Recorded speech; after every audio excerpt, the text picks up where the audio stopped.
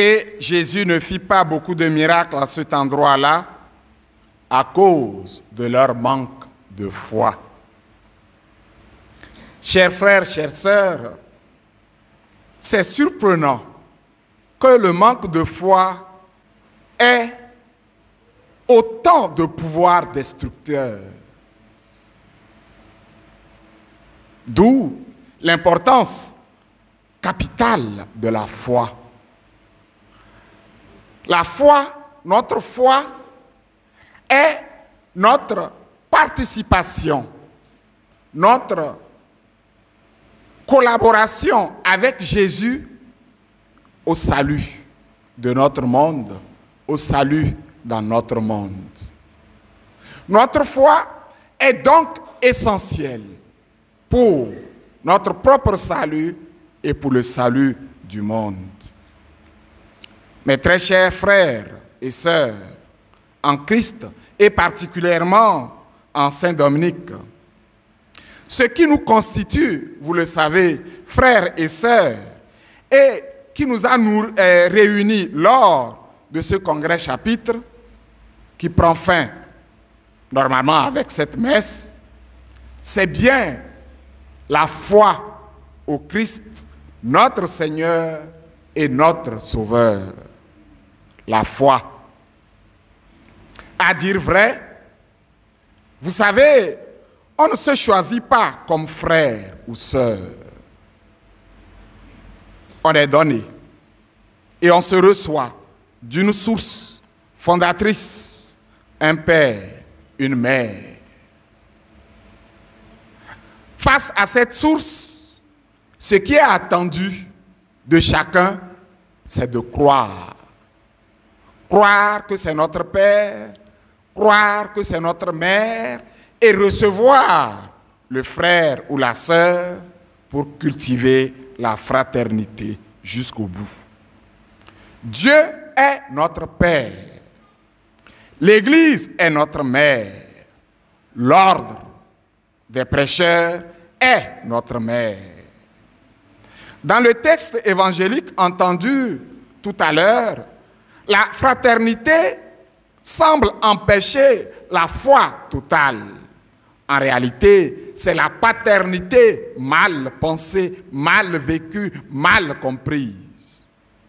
Ce qui nous est demandé par ce texte, c'est de cultiver la foi authentique que la parenté ne peut bloquer, que la parenté ne peut ternir de quelque manière que ce soit. L'évangile du Christ demande qu'on y croit.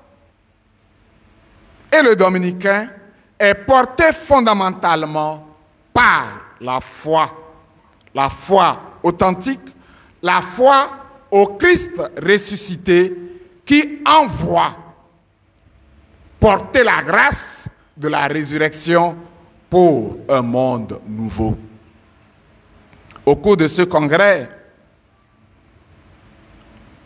on n'a pas manqué d'insister sur la fraternité, sur notre spiritualité qui est notre fraternité. Ce par quoi nous portons l'évangile du Christ et qui donne du sens concret au monde, c'est la fraternité. Nous devons évangéliser sérieusement cette fraternité dans notre monde. Nous devons être évangéliques de manière authentique par notre fraternité réelle. Vous le savez, puisque c'est la fête du travail, la dignité du travail dont il est question aujourd'hui, c'est d'abord et avant tout, c'est principalement la dignité de la personne humaine par et dans le travail. Par et dans le travail. C'est d'abord la personne humaine qui est digne. Et par son travail, la personne humaine cultive encore plus de dignité.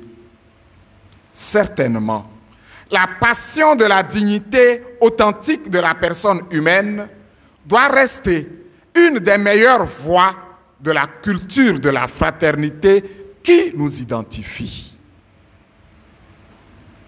La dignité de la personne humaine, de toute personne humaine, car tout homme, toute femme a pour père Dieu, notre Père, et doit avoir pour mère notre Église, même si tout le monde n'a pas pour mère l'ordre des prêcheurs.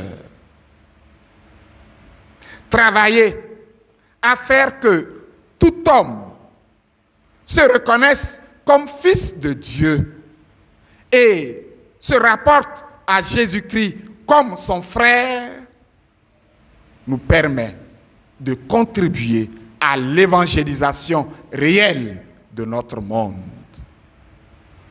Demandons cette grâce que par notre engagement au service de l'humanité, toute personne retrouve une vraie dignité et témoigne que la résurrection du Christ, c'est cela même. Remettre l'homme debout, plus digne, aujourd'hui, demain et pour les siècles des siècles.